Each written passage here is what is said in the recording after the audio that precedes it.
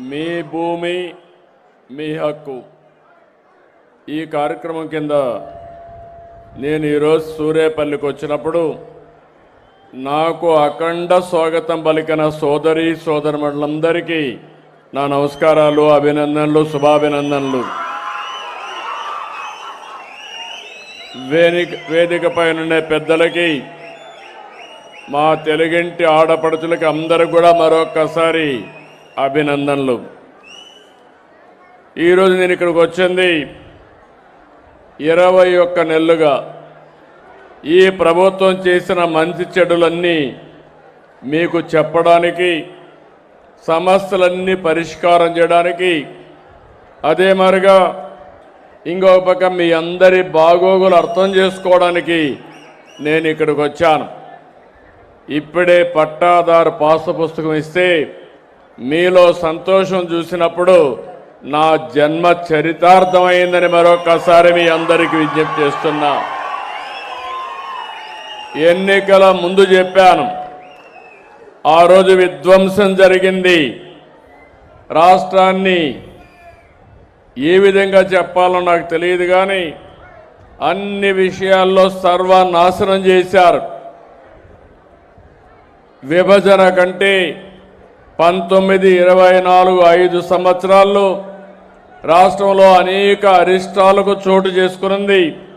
అందరికీ ఇబ్బందులు వచ్చాయి. మాట్లాడాలంటేనే భయం, నవ్వాలంటే నవ్వే పరిస్థితి లేని పరిస్థితి, ఇంట్లో నుంచి బయట వచ్చే పరిస్థితి లేదు, ఆడబిడ్డలకు రక్షణ లేదు. ఆ రోజు నేను ఒకే మాట చెప్పాను, మేము ఎన్ని అవస్థలు పడ్డామో చూశారు. అయినా కూడా ఈ రాష్ట్రాన్ని మళ్ళీ పునర్నిర్మాణం చేస్తామని ఆ రోజు నేను, పవన్ కళ్యాణ్ గారు, బీజేపీ నాయకత్వం కంకణం కట్టుకొని మీ దగ్గరికి వచ్చాం. ఆ రోజే చెప్పాను, రాష్ట్రంలో అందరి సంక్షేమం, అన్ని ప్రాంతాల అభివృద్ధి, అన్నింటా సుపరిపాలన అందిస్తామని ఎన్నికల్లో చెప్పాను. దానికి కట్టుబడి పనిచేస్తున్నాం. నేను అడుగుతున్నా, ఈ 21 నెలల్లో ప్రభుత్వం బాగా పనిచేస్తుందంటే చేయి పైకెత్తే హర్షాన్ని, ఆమోదాన్ని తెలియజేయాల్సిన అవసరం ఉంది. మీ ఆనందం, మీ ఆమోదం ఈరోజు ఈ ప్రభుత్వానికి శ్రీరామ రక్ష. సూపర్ 6 చెప్పాను.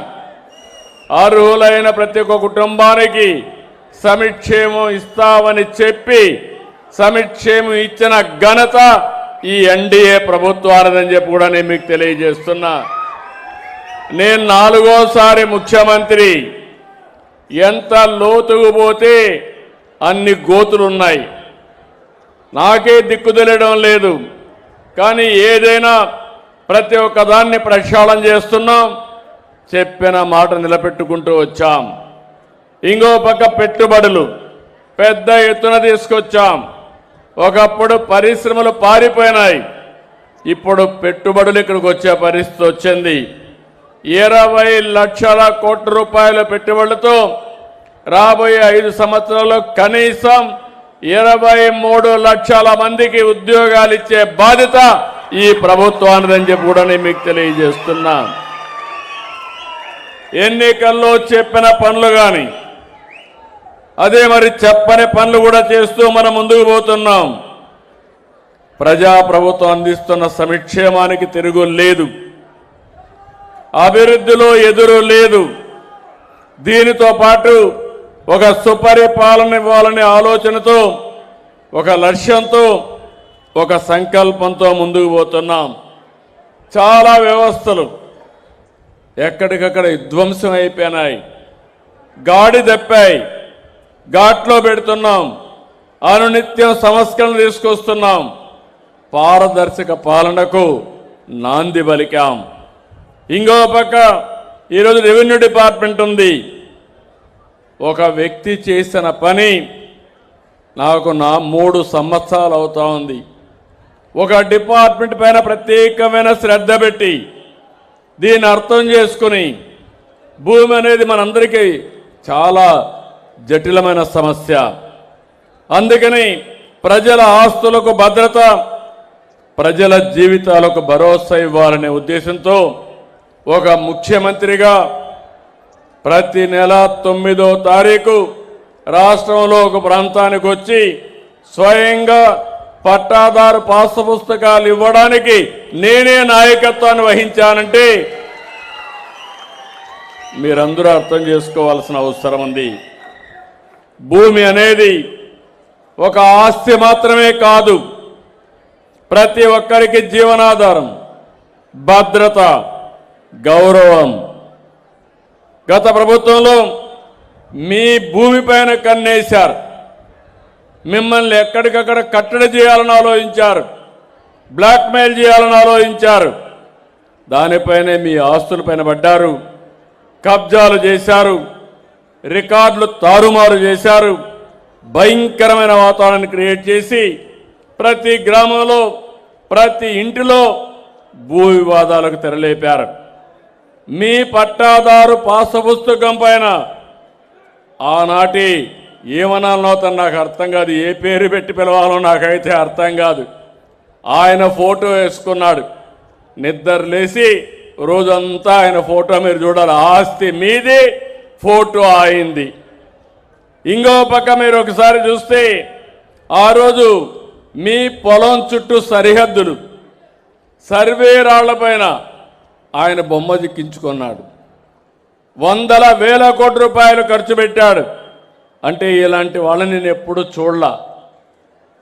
ఎందుకంటే మనం గుర్తుపెట్టుకోవాలి, పాలకులనే వ్యక్తులు ఎప్పుడైనా అవకాశం వస్తే ఒక మంచి పని చేయాలి తప్ప ఇలాంటి పనికిమాలను చేసే పరిస్థితికి వచ్చారు.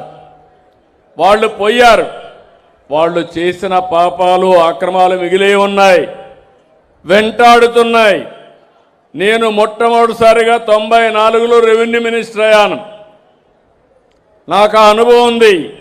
తర్వాత ముఖ్యమంత్రి అయ్యాను. భూములపైన టెక్నాలజీ ఉపయోగించి అనేక విధాలుగా ముందుకు పోయాం.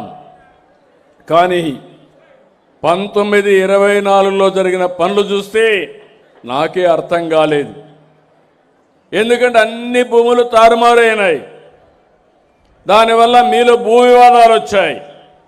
భూమి అనే సెంటిమెంట్, అధికార యంత్రాంగం సరిగా పనిచేయకపోతే మీలో ఇంకా విభేదాలు వచ్చి ఎక్కడికక్కడ భేదాభిప్రాయాలు వచ్చే పరిస్థితి వస్తుంది.